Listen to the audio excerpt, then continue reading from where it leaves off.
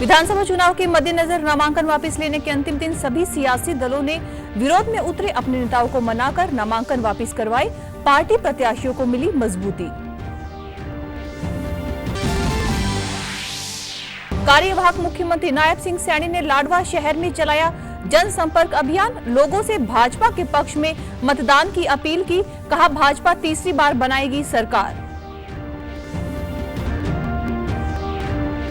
कांग्रेस नेता कुमारी शैलजा पर की गई अमर्यादित टिप्पणी के मामले में भूपेंद्र सिंह हुड्डा ने कहा, भाजपा कर रही है दुष्प्रचार। कांग्रेस में ऐसे लोगों की कोई जगह नहीं।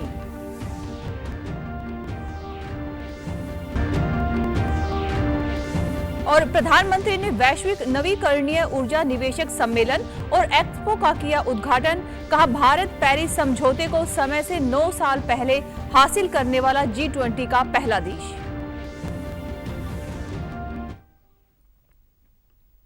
नमस्कार, मैं हूं पायल। अब समाचार विस्तार से। विधानसभा चुनाव की घोषणा के बाद राजनीतिक सरगर्मियां तेज हो गई हैं। आइए एक नजर डालते हैं प्रदेश में हो रही चुनावी हलचलों पर।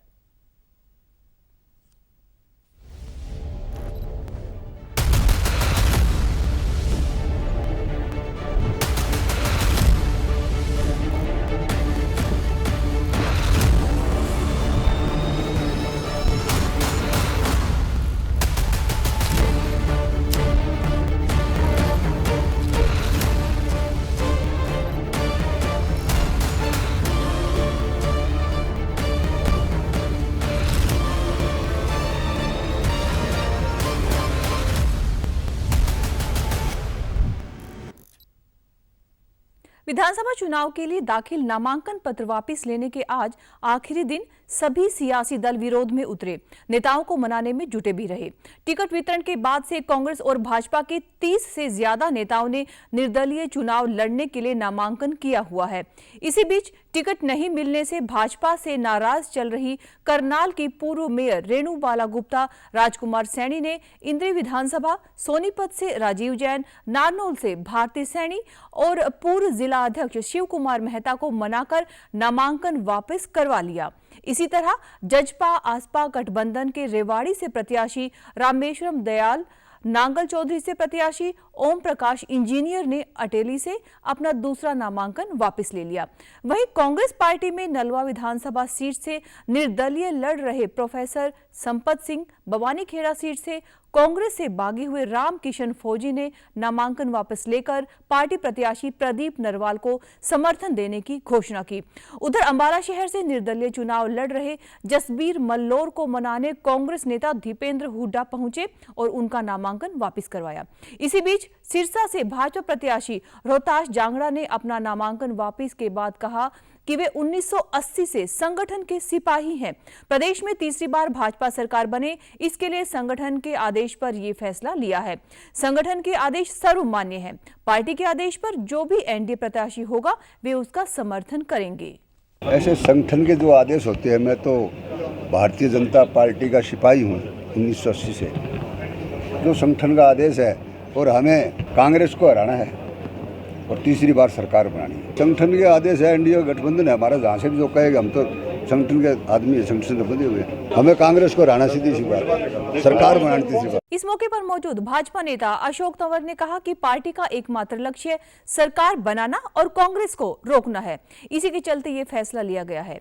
लोकसभा चुनाव में गोपाल कांडा ने उनका साथ दिया था। सबका आशीर्वाद मिलता रहा है, सबका आशीर्वाद मिलता रहा है और सबका आशीर्वाद मिलता रहे, यही मैं सबसे प्रार्थना करता हूँ। मेरे को नहीं मिले, जो भारतीय जनता पार्टी के उम्मीदवार हों उन सबको मिले। भारतीय जनता पार्टी जिसका समर्थन करे उसको भी पूरा आशीर्वाद। कांग्रेस मुक्त भारत हो, कांग्रेस मुक्त सिरसा हो और कांग्रेस को हम इस देश को लूटने से बचा सके। वो जिस तरीके से देश को लूट रहे हैं, गुमराह षड्यंत्र और विदेशी ताकतों से मिलकर के जो साजिश रच रहे हैं, उनकी साजिश पूरी ना हो।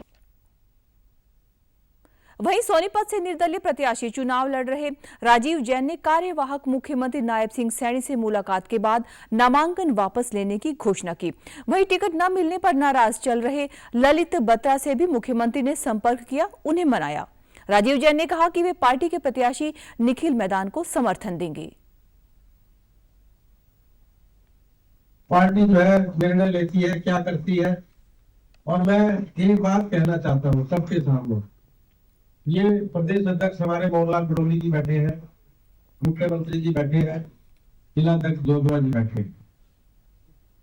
38 साल की राजनीति में मैंने कभी अपने लिए जो है कोई पद नहीं मांगा, और पार्टी में जिस उपयोग के लिए हमारी जरूरत पड़ती थी, हम सहर्ष उसको स्वीकार करके कि ये नहीं भाई ये चाहिए, उसको स्वीकार करके जो है हमने जिंदगी भर जो है काम किया है।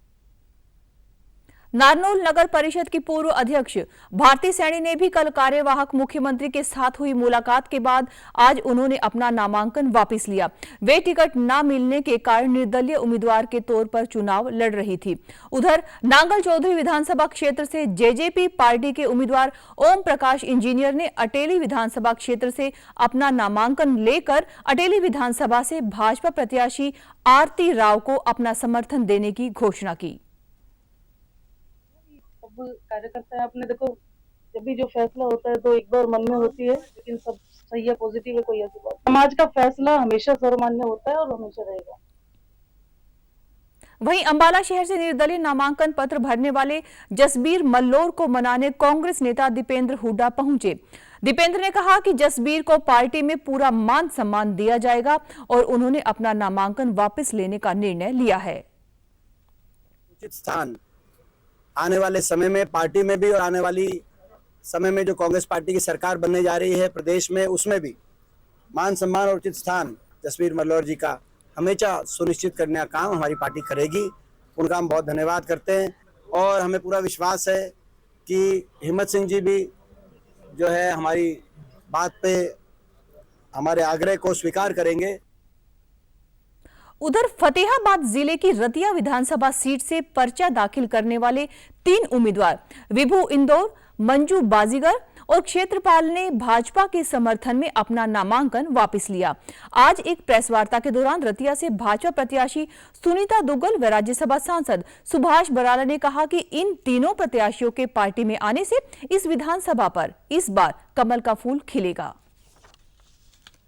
भाजपा ने करनाल में पार्टी से नाराज पूर्व मेयर रेणुबाला गुप्ता को मना लिया और उनके पति और भाजपा के जिला कोषाध्यक्ष ब्रजभूषण गुप्ता की कार्यकारी जिलाध्यक्ष के पद पर नियुक्ति की घोषणा की। इस मौके पर भाजपा प्रदेश अध्यक्ष मोहन लाल बडोली ने उनका नियुक्ति पत्र जारी किया। एक प्रेस वार्ता में ब्रजभूषण गुप्ता ने शीर्ष नेतृत्व का आभार जताते हुए कहा कि जो कार्यकर्ता पार्टी छोड़कर गए, हम सभी को वापस लेकर आएंगे। वहीं पूर्व मेयर रेणुबाला गुप्ता ने कहा कि भाजपा सबका साथ, सबका विकास और सबका विश्वास के आधार पर काम करती है। वे पार्टी को एकजुट करते हुए जीत की ओर ले जाएंगे। सब हमारे परिवार के लोग हैं, कोई बात नहीं। पार्टी पांचों की पांचों सीटें जीतेंगे। तीसरी बार भाजपा सरकार बनाएगी, मनाएंगे, सबके घर जाएंगे, उनसे बात करेंगे, सबको मनाएंगे। सीटों का तो देखो पार्टी सरकार बनाएगी तीसरी बार। आज तक जो भी पार्टी संगठन ने उन्हें जिम्मेदारी दी है, उन्हें बड़ी बखूबी निभाया है। चाहे कोई भी विधानसभा चुनाव रहे, लोकसभा चुनाव रहे, कॉरपोरेशन के चुनाव रहे, और मुझे विश्वास है आप भी आदरणीय ब्रज गुप्ता जी अपनी जिम्मेदारी को बखूबी निभाएंगे और 500 सीटों पर, विधानसभा की 500 सीटों पर कार्यकर्ता को संगठित करते हुए 5 कमल के फूल खिलाएंगे। वहीं पूर्व सांसद और लोकतंत्र सुरक्षा मंच के अध्यक्ष राजकुमार सैनी ने इंद्री विधानसभा से अपना नामांकन वापस ले लिया। उन्होंने कहा कि लोगों ने उन्हें बार बार कहा कि कहीं आपकी वजह से पिछड़ा वर्ग की विकेट न गिर जाए, इसलिए अपना नामांकन वापस ले लो। उन्होंने कहा कि मैंने किसी को भी अपना समर्थन नहीं दिया है। उधर कलायत विधानसभा से कांग्रेस की टिकट न मिलने पर श्वेता ढुल ने कहा कि वे अभी भी कांग्रेस पार्टी में ही है। उनके अन्य किसी पार्टी को समर्थन देने की बातें मात्र अफवाह है। लाडवा विधानसभा से भाजपा प्रत्याशी एवं कार्यवाहक मुख्यमंत्री नायब सिंह सैनी ने लाडवा शहर में लोगों से डोर टू डोर संपर्क किया। इस अवसर पर प्रदेश के कार्यवाहक मुख्यमंत्री नायब सैनी ने कहा कि लाडवा में उन्हें भारी जन समर्थन मिल रहा है। पार्टी से नाराज चल रहे भाजपा नेता कविता जैन और रामविलास शर्मा को लेकर उन्होंने कहा कि अब हमारे सब नेता साथ आ चुके हैं। प्रधानमंत्री नरेंद्र मोदी के आशीर्वाद से हरियाणा में भारतीय जनता पार्टी की सरकार बनेगी। वहीं दिल्ली के मुख्यमंत्री अरविंद केजरीवाल के इस्तीफे की घोषणा पर नायब सिंह सैनी ने कहा कि अगर उन्होंने इस्तीफा देना था तो पहले ही दे देना चाहिए था। हरियाणा में तीसरी बार भारतीय जनता पार्टी की सरकार बड़े मार्जिन के साथ बन रही है, ये हरियाणा प्रदेश के लोगों ने तय कर दिया है। देखिए, दावा तो कोई भी कर सकता है। 8 तारीख को कांग्रेस को उस भ्रष्टाचार का पर्दाफाश हो जाएगा, जो झूठ बोलते हैं उसका पर्दाफाश हो जाएगा। देखिए, उसने पहले दे देना चाहिए था। वो तो मुख्यमंत्री की कुर्सी के ऊपर भी क्वेश्चन मार्क लगा करके उसको कुर्सी समेत तिहाड़ जेल में चले गए। अगर उसको इतनी ज्यादा वो थी तो उसने पहले त्याग पत्र देना चाहिए। पूर्व मुख्यमंत्री व कांग्रेस के वरिष्ठ नेता भूपेंद्र सिंह हुड्डा ने आज अपने आवास पर एक प्रेस वार्ता को संबोधित किया। उन्होंने कांग्रेस सांसद कुमारी शैलजा पर अभद्र टिप्पणी के मामले में कहा है कि वे सम्मानित नेता हैं। कांग्रेस का कोई भी व्यक्ति यह बात नहीं कह सकता। इसे गलत तरीके से प्रस्तुत किया गया है, क्योंकि भाजपा का काम ही यह है कि आपस में धर्म व जात पात के नाम पर लड़वाया जाए। अगर कोई कांग्रेसी इस तरह की भाषा का प्रयोग करता है तो उसका पार्टी में कोई स्थान नहीं है। पूर्व मुख्यमंत्री ने हरियाणा में कांग्रेस की सरकार बनने का दावा किया। अनिल विज के मुख्यमंत्री पद के लिए दावेदारी पर हुड्डा ने कहा कि पहले भी उनसे ज्यादती हुई है, आगे भी कोई उम्मीद नहीं है। एक अन्य सवाल के जवाब में उन्होंने कहा कि मुख्यमंत्री का फैसला विधायकों की राय से हाईकमान करेगा। वो हमारी सम्मानित नेता है और कोई भी अगर कांग्रेस का कोई ऐसा व्यक्त करेगा तो कांग्रेस में कोई स्थान नहीं है उनके लिए। लेकिन ये मैनिपुलेट लगता है। क्यों? शैलजा हमारी जनरल सेक्रेटरी है, स्टेट की इंचार्ज है, माननीय नेता है, हमारी बहन हमारी। देखो, यही तो दर्शाता है कि आज बीजेपी में क्या हो रहा है। अनिल विज के साथ पहले भी जाती हुई, आगे भी कोई उम्मीद नहीं। कांग्रेस छोड़ने के बाद ये बात कहते हैं कांग्रेस सबकी पार्टी है और कांग्रेस की तो निर्धारित नीति है कि प्रदेश का मुख्यमंत्री वो बनेगा। जो विधायक चुने हुए होंगे, ऑब्जर्वर आएंगे, वो बताएंगे, जिसका बहुमत होगा हाईकमांड फैसला कर देगा। इस मौके पर बेरी के पूर्व विधायक ओम प्रकाश बेरी व उनके पुत्र पूर्व भाजपा जिलाध्यक्ष विक्रम कादियान और महिला मोर्चा की प्रदेश महामंत्री गायत्री देवी कांग्रेस में शामिल हो गए। बेरी से कांग्रेस उम्मीदवार रघुबीर सिंह कादियान ने इन नेताओं का कांग्रेस में शामिल होने पर स्वागत किया।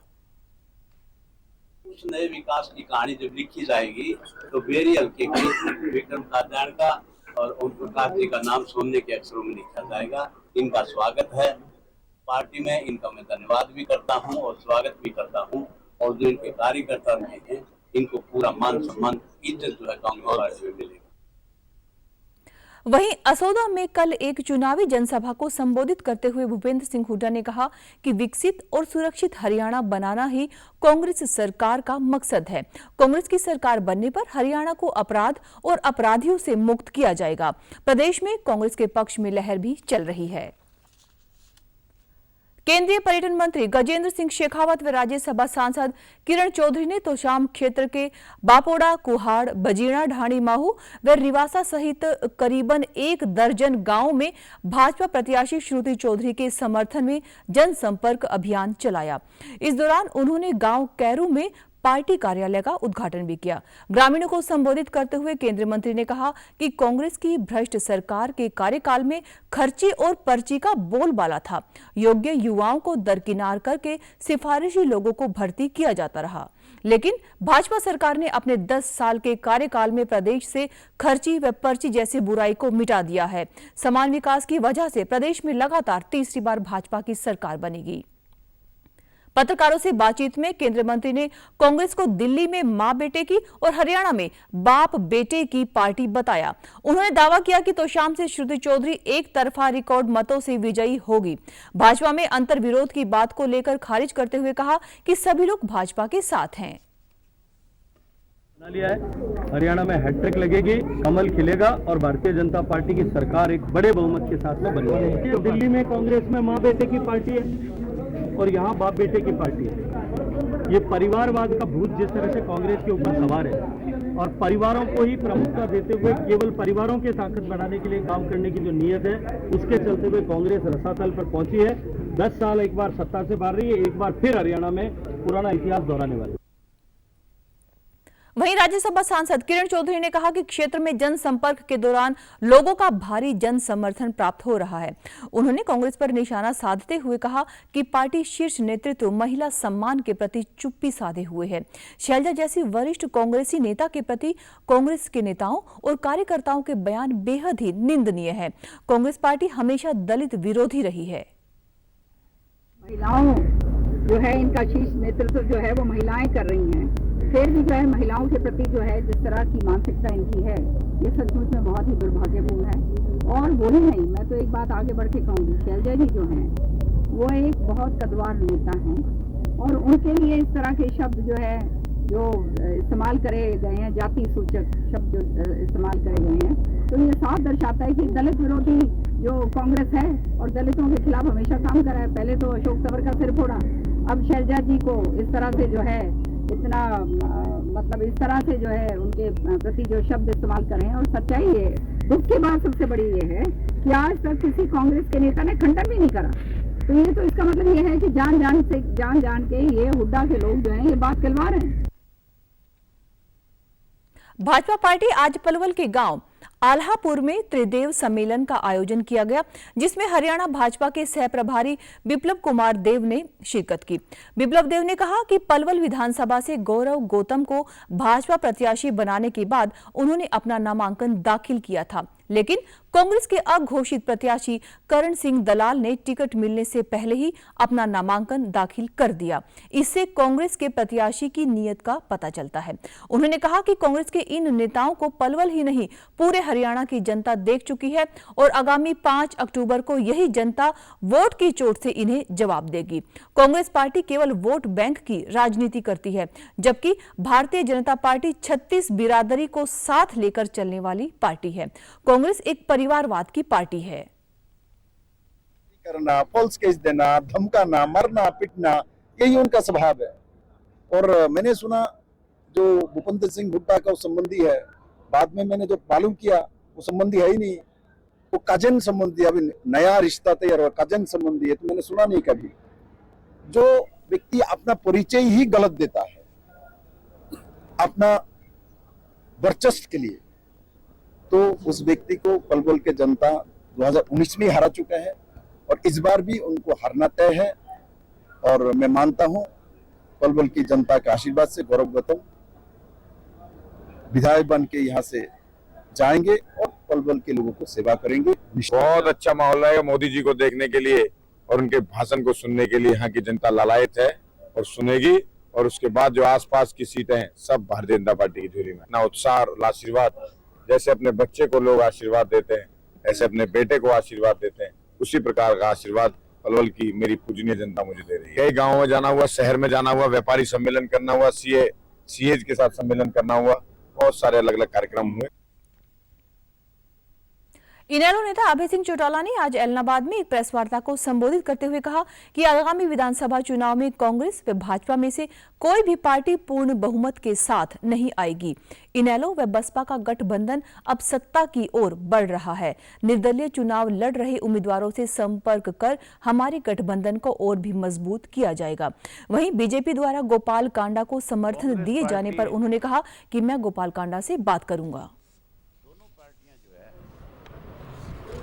आज इन हालात में है कि दोनों में से कोई भी सत्ता में अपने बलबूते पे नहीं आ सकती, दोनों बहुमत से दूर है। इंडियन नेशनल लोकदल पार्टी और बहुजन समाज पार्टी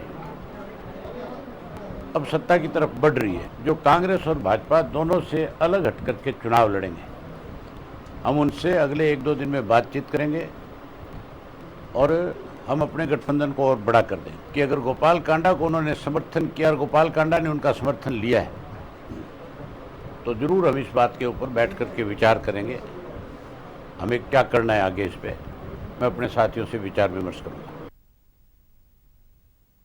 सोनीपत लोकसभा क्षेत्र से सांसद सतपाल ब्रह्मचारी ने कहा कि जल्द ही कांग्रेस पार्टी द्वारा जारी होने वाले घोषणा पत्र में सभी वर्गों का समान रूप से ध्यान रखा जाएगा। वे आज जींद विधानसभा से पार्टी प्रत्याशी महावीर गुप्ता के चुनाव कार्यालय के शुभारंभ के पश्चात पत्रकारों से बातचीत कर रहे थे। उन्होंने कहा कि पिछले 10 वर्ष के शासनकाल में भ्रष्टाचार और अनियमितताओं का बोलबाला रहा है।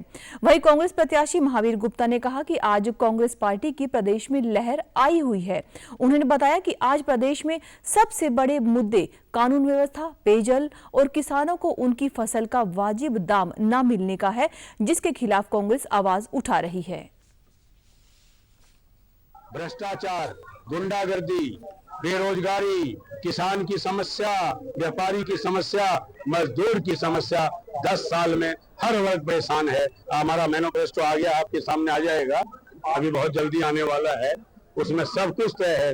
6,000 रुपये पेंशन बुजुर्ग की, 500 रुपये का गैस सिलेंडर और 100 गज का प्लाट जो हमारे साथी गरीबी रेखा के नीचे जीवन यापन करते हैं, उसके गरीबी रेखा में हैं, उनको मकान बना के कांग्रेस की सरकार देगी। आज लोगों के अंदर, 36 बिरादरी के अंदर, पूरे जींद हल्के के अंदर आज इतना जोश है, इतना जोश है।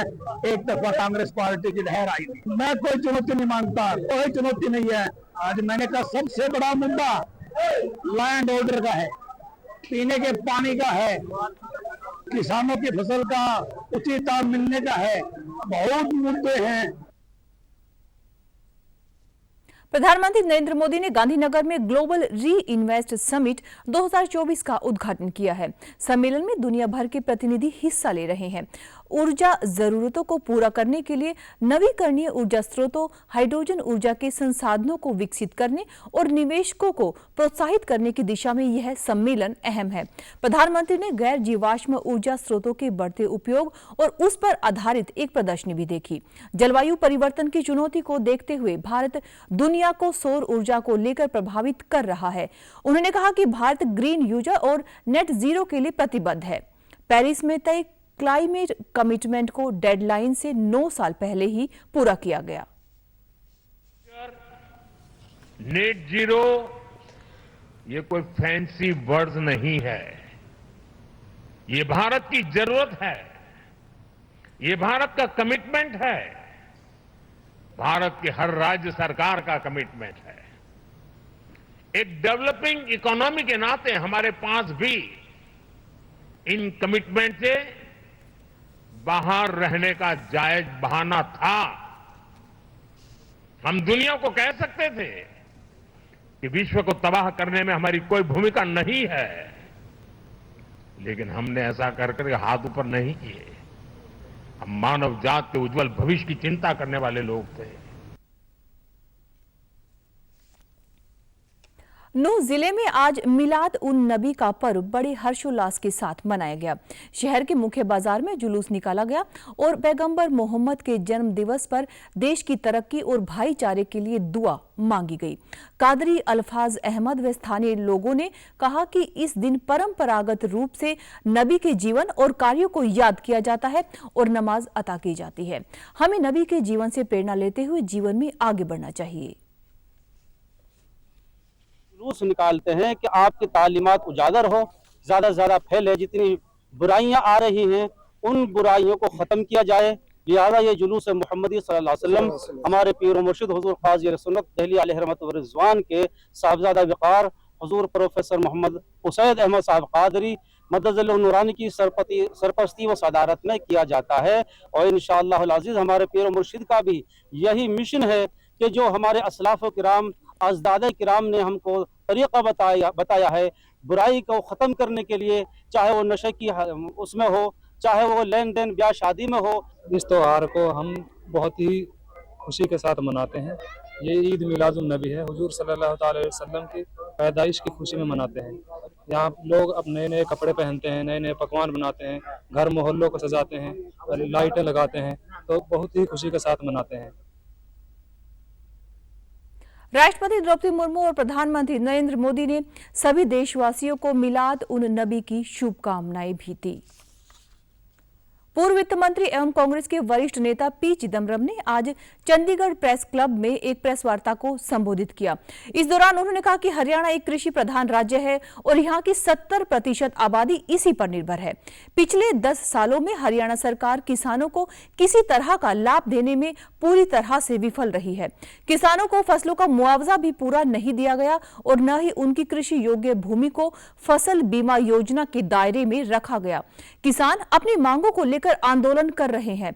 इस दौरान किसानों पर 250 से ज्यादा एफआईआर दर्ज की गई है। बेरोजगारी में भी हरियाणा देश में सबसे ऊपर है। यहाँ 37.4% लोग बेरोजगार हैं, जो कि राष्ट्रीय औसत से लगभग दोगुनी है।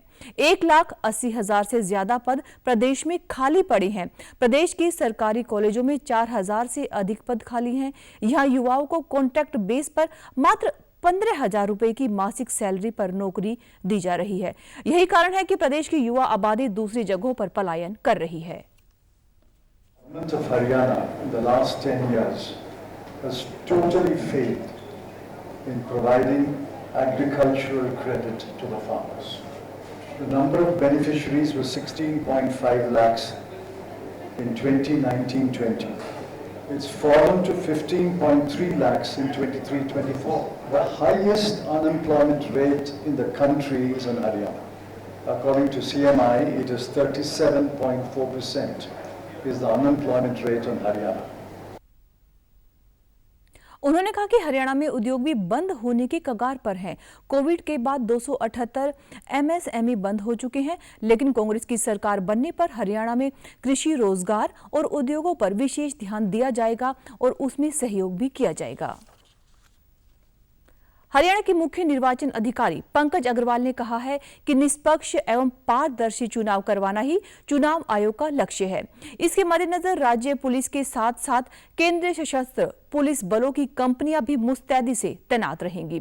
इसका मुख्य उद्देश्य यह है कि लोग निर्भीक होकर बिना किसी दबाव के अपने मताधिकार का प्रयोग कर सके। इसके अलावा बुजुर्ग व दिव्यांग मतदाताओं की मतदान में सहायता के लिए एनसीसी, एनएसएस व रेड क्रॉस के वॉलंटियर्स की सेवाएं भी उपलब्ध रहेंगी। उन्होंने कहा कि मुख्य निर्वाचन अधिकारी कार्यालय ने हरियाणा विधानसभा चुनाव के लिए चुनाव का पर्व प्रदेश का गर्व नाम का स्लोगन दिया है। विभाग के इस लक्ष्य को तभी पूरा किया जा सकता है जब अधिक से अधिक लोग अपने मताधिकार का प्रयोग करें। उन्होंने कहा कि इस पर्व को हर्ष, शांति, भाईचारे के साथ मनाना हर नागरिक की जिम्मेदारी है।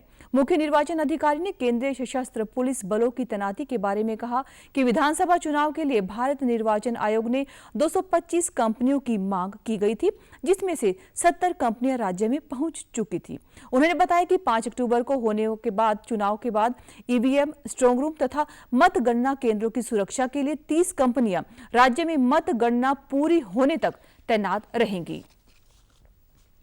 प्रदेश में होने वाले विधानसभा चुनाव में मतदान प्रतिशत बढ़ाने के लिए सहकारी क्षेत्र भी आगे आया है। इसके लिए अब वीटा मिल्क प्लांट के जो भी उत्पाद होंगे उन पर मतदाता जागरूकता की मुहर लगेगी, ताकि प्रदेश के मतदाता अधिक से अधिक मतदान करने के लिए प्रेरित हों। जींद में मिल्क प्लांट की मुख्य कार्यकारी अधिकारी नरेंद्र कुमार ने इसकी शुरुआत की। वहीं स्वीप के सहायक जिला नोडल अधिकारी ख्याली राम ने कर्मचारियों एवं अधिकारियों को मतदान करने की शपथ भी दिलाई। सीईओ नरेंद्र कुमार ने बताया कि वीटा का प्रयास है कि आने वाले चुनाव में सभी मतदाता 100% मतदान करें और अधिक से अधिक लोग इसके लिए जागरूक हो। इसलिए हमने अपने उत्पादों पर मतदान जागरूकता की मुहर लगानी शुरू की है। जाते हैं और वहाँ हमारे सभी प्रोडक्टों पे हमने चुनाव के पर्व की मोहर लगाई है। इस चुनाव के पर्व की मोहर से हम यही संदेश देना चाहेंगे कि जो भी इन प्रोडक्ट को यूज करे वो इस चुनाव के पर्व को पूरी संजीदगी से मनाते हुए मतदान में बढ़ चढ़कर भाग लें। सहायक जिला नोडल अधिकारी ख्याली राम ने कहा है कि जिले भर में मतदान जागरूकता के अभियान चलाए जा रहे हैं। इसी कड़ी में आज वीटा मिल्क प्लांट में यह अभियान चलाया गया है और आज से इनके उत्पादों पर भी मतदान जागरूकता की मुहर लगेगी। प्लांट के अन्य कर्मियों ने भी मतदान जागरूकता अभियान के बारे में अपने विचार व्यक्त किए। तथा इनके माध्यम से ज्यादा लोगों को मतदान करने हेतु प्रेरित करने के लिए संकल्प दिलवाया गया तथा वीटा के जो प्रोडक्ट्स हैं, चाहे वो दूध है, चाहे लस्सी है, चाहे पनीर है, कोई भी है, उनके माध्यम से स्वीप की स्टैंप लगा के जहाँ जहाँ लोगों को मतदान हेतु विजिट करने का आज काम वीटा प्लांट के माध्यम से किया गया। आज हमने यहाँ पे शपथ ली है कि हम वोट डालेंगे और आसपास के लोगों को भी हम मतदान के लिए वोट डालने के लिए प्रेरित करेंगे, ताकि भविष्य में और लोग भी प्रेरित हो सके और अपने मतदान का सही प्रयोग कर सके।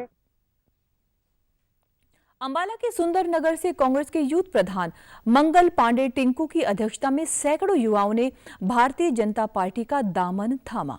भाजपा नेता अनिल विज ने सभी युवाओं को पटके पहनाते हुए पार्टी में स्वागत किया।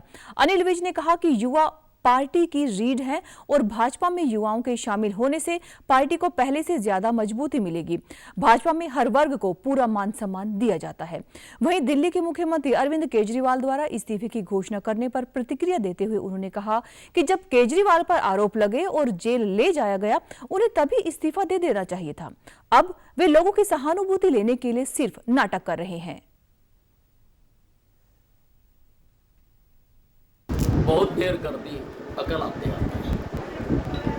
ये तो जिस दिन उनके ऊपर चार्जेस लगे थे और जेल में डाला गया था और कोर्ट ने भी टिप्पणी की थी, उसी दिन इनको ये करना चाहिए था। अब क्योंकि इनको कंडीशनल बेल मिली है, ये आज मुख्यमंत्री काम ही नहीं कर सकते, ना सीएम के कुर्सी पर बैठ सकते हैं, और इसलिए ये।